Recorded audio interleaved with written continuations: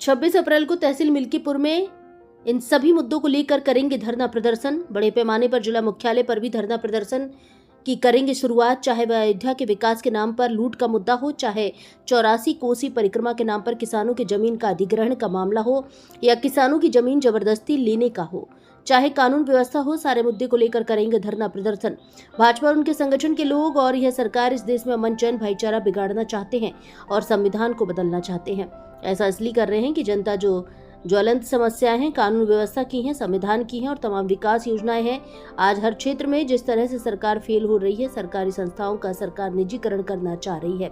इसके पीछे भाजपा का यह दृष्टिकोण है कि जो आरक्षण है, आरक्षण भीख नहीं है। संविधान में अधिकार है, आरक्षण के तहत नौकरी ना देना पड़े, इसलिए भाजपा सरकार सरकारी संस्थाओं को निजी हाथ में बेचना चाह रही है।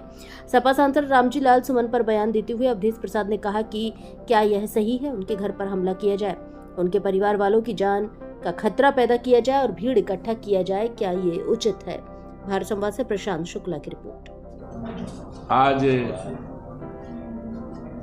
बीपी मंडल जी का जो है ये उनका आज ही के दिन उनका निधन हुआ। तो ये सामाजिक न्याय के पौधा थे। तो इस अवसर पर हम सभी देशवासियों की तरफ से, क्षेत्र की तरफ से बीपी मंडल जी को श्रद्धासुमन अर्पित करते हैं। और आज का दिन ऐसे महान व्यक्ति और व्यक्तित्व के जन्म के दिवस में, निर्माण के दिवस में जो कार्यक्रम मनाते हैं, तो ये हमारे लिए एक प्रेरणा का और संकल्प का दिन होता है।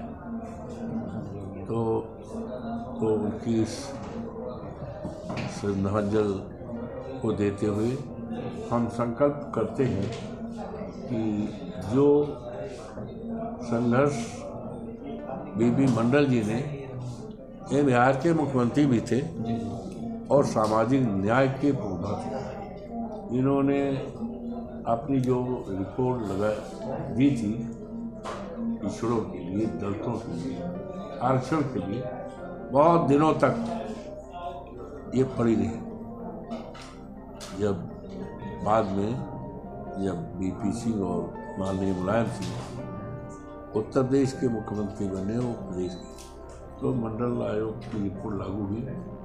और जब मंडल रिपोर्ट लागू हुई तो ऐसे लोग जो बाबा साहब भीमराव अम्बेडकर को मानने वाले लोग नहीं हैं, संविधान को मानने वाले लोग नहीं हैं, तो उनको बड़ा खराब लगा। जगह जगह पर उन्होंने संघर्ष किया, गाड़ियाँ जलाई गई, क्षतग्रस्त किया गया।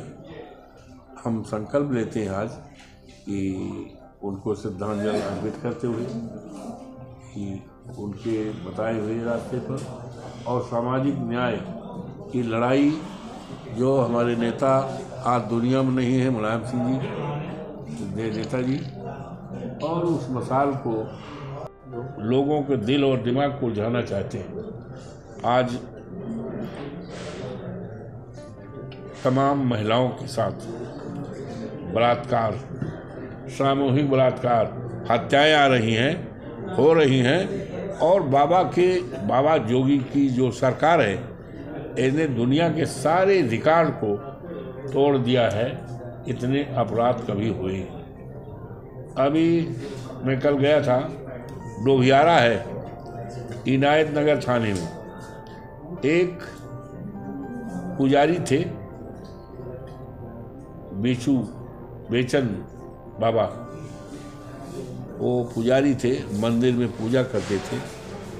और आज 8-9वां दिन है, थाना इनायत नगर का मामला है।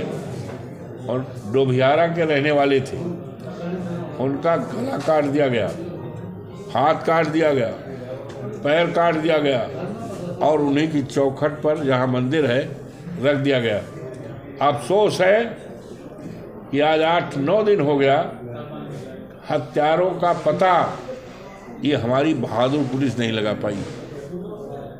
इससे बड़ा एक पुजारी, साधु संत, पूजा पाठ करने वाला जो मंदिर में 24 घंटा पूजा करता हो, घर द्वार छोड़ दिया हो, बाल बच्चों को छोड़कर मंदिर में रह रहा हो और उसकी हत्या हो जाए, और हत्या होने के आज 10 दिन हो रहा है, आज तक हमारी पुलिस हत्यारों के पास नहीं जा पा रही है। इससे पूरे इलाके में डर और दहशत है, उसके परिवार वालों को दहशत है। कल हम गए थे, परिवार के लोग ही कह रहे थे कि पुलिस के लोग हम ही को आकर सता रहे हैं, हमें दहशत पैदा कर रहे हैं। इस घटना से पूरे इलाके में डर और दहशत है।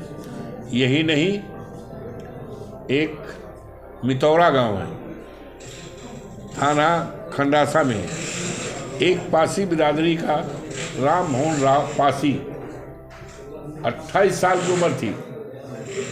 वो जा रहा था अपने बुआ की लड़की की शादी में, कुछ दिल्ली से आया था, कुछ पैसा देने जा रहा था। रास्ते में कुछ अपराधियों ने पकड़ लिया, नामी गिरामी अपराधी ने पकड़ लिया और पकड़ करके उसको 50,000 रुपया छीन लिया और जहर दे दिया, मर गया। आज तक उसकी गिरफ्तारी नहीं हुई, जबकि रिकॉर्डेड आज तक सभी मुलजिमों की गिरफ्तारी नहीं हुई, सभी मुलजिमों की गिरफ्तारी नहीं हुई। इस तरह से तमाम। और कल एक कानून वो सुपरवाइजर कानून रेस के थे, तैनात थे बीकापुर में, रजिस्ट्रार कानून वो थे। पहले बहुत दिनों तक ये मिल्कीपुर में थे, और वो हमारे विधानसभा क्षेत्र सोहावल से, जहाँ हम 7 बार विधायक हुए हैं, वहाँ के अर्थर का अभयराज का पुरवा है। अभयराज का पुरवा वो है जहाँ पर अभी विनोद प्रजापति की पत्नी को आलमबाग में उसके साथ क्या करके उसकी हत्या कर दी गई। मामले को उठाया था हमारे नेता ने, हमने उठाया था, तब उनको सजा हुई, उनका इनकाउंटर तक हुआ। उसी में है, कल आ रहे थे बीकापुर से, ड्यूटी से आ रहे थे, और डंपर जो इधर से जा रही थी, और वो चूँकि आगे टोल पड़ता है, टोल टैक्स से बचाने के लिए डंपर जा रहा था घूम के वो, और वो टकसरा होकर के तब आता, तो उसको ऐसा मारा कि 1 किलोमीटर तक उसकी लाश को घसीटते हुए मरा हुआ। ये है।